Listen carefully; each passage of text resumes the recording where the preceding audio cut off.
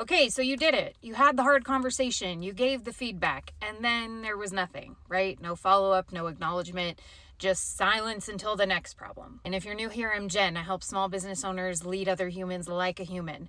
And the follow-up conversation might be the most skipped step in all of leadership development. So here's what happens when you don't follow up after giving feedback, right?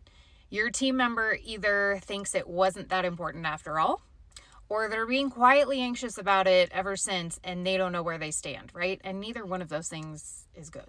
The follow-up doesn't have to be long, right? It can be a week or two after the initial conversation that you check in, right? You name what you've seen, you acknowledge the effort. Maybe something like, I wanted to check in since we talked last week. I've noticed you've been doing exactly what we discussed in the client calls, pausing, checking in, making sure that they're with you before you move on. So I want you to know that I see it and it's making a difference. That's it. 2 to 3 sentences.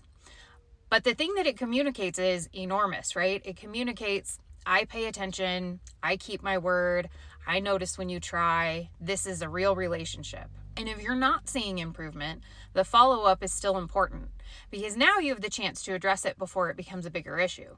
Either way, the follow-up is where the real growth happens. The conversation that you have after the hard conversation is often the one that actually changes things. I walk through all of this in my Hard Conversations workbook. Link is in bio or in the description if you want the full framework.